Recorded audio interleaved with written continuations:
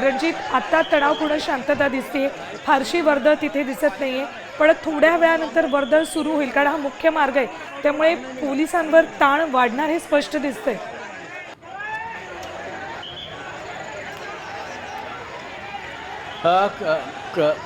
कालचा एकूणच प्रकार जर पाहिला तर पुन्हा काही दृश्य तुम्हाला खरं तर सुरुवातीला दाखवतो। हा संपूर्ण जो परिसर आहे हा श्रमजीवी लोकांचा आहे।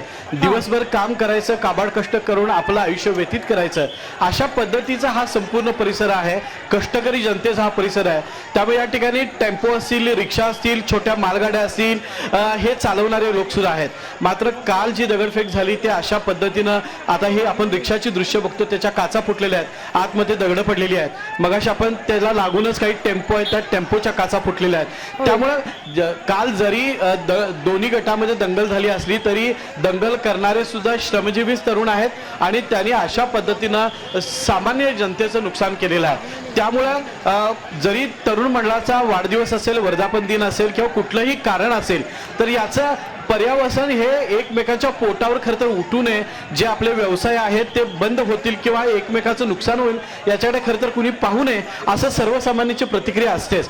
त्यामुळे एकूणच या परिसरातली आजची आपण दृश्य आणि कालची दृश्य पाहिली तर ही खरंच चिंताजनक आहेत। आता टाउन हॉल परिसर अनेक जी अजरामर पुस्तकं झालेली आहेत मराठी वाङ्मयामध्ये, त्यामध्ये टाउन हॉल परिसर आणि हा बस स्टॉप, या बस स्टॉपवरच्या अनेक कथाचा संदर्भ दिला जातो। त्यामुळे या परिसराला सुरुवातीला टाउन हॉल असं म्हटलं जातं।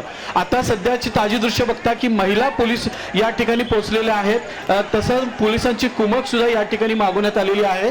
सध्या सिद्धार्थ नगरचा जो प्रवेशद्वार आहे, या प्रवेशद्वारातून ते आत जाताना आपल्याला पाहायला मिळतात हे दंगल काबू पथक जे आहे हे या ठिकाणी पोहोचलेलं आहे। रात्री सुद्धा याच पथकाने ही संपूर्ण दंगल नियंत्रणात आणण्याचा काल प्रयत्न केला होता, त्यामुळे अनर्थ खरं तर घडलेला नाही। आणखी एक तुम्हाला कोल्हापूरचं जे वैशिष्ट्य आहे, एक दलित मित्र नानासाहेब शिर्के उद्यान आहे, म्हणजे या ठिकाणाला कसं ऐतिहासिक महत्व आहे ते तुम्हाला सांगतो। या मंदिराच्या अगदी पाठीमागं शाहू महाराजांची समाधी आहे, तसंच या संपूर्ण परिसरामध्ये आता नव्यानं सर्किट बेंच झालेला आहे। त्यामुळे या संपूर्ण परिसराला एक वेगळं महत्व प्राप्त झालेलं आहे।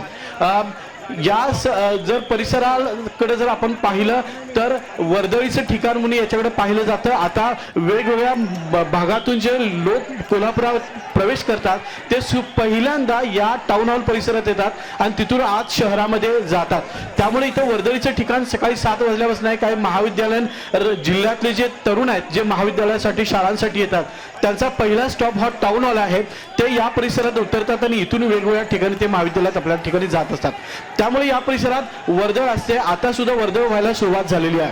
आज दिवसभरामध्ये कुठलाही अनुचित प्रकार घडू नये, कुठलाही ताणतणाव निर्माण होऊ नये यासाठी पोलिसांनी नियंत्रण ठेवलेलं आहे। सिद्धार्थ नगर असेल, हा मुख्य मार्ग असेल आणि या संपूर्ण परिसराच्या चारी बाजूने पोलिसांची कडक नजर आहे। याच परिसरातल्या थोड्या अंतरावर या परिसराचे जे आमदार आहेत राजेश क्षीरसागर यांचं निवासस्थान आहे।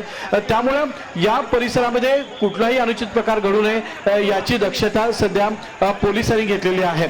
सुरुवातीला आपण मला प्रश्न विचारला होता की रात्री महिला पोलीस या ठिकाणी नव्हत्या, आता मोठ्या प्रमाणामध्ये महिला पोलीस सुद्धा या ठिकाणी दाखल झालेल्या आहेत। रात्री काही महिला पोलीस या ठिकाणी आल्या होत्या, पण दंगल ही तरुणांमध्ये झालेली आहे असे मेसेज समोर आल्यामुळे सुरुवातीला ही दंगल कंट्रोल मध्ये करण्यासाठी खरं तर पोलिसांनी आपले प्राथमिक प्रयत्न केले होते आणि आता ही संपूर्ण दंगल जी आहे ही नियंत्रणात आलेली आहे।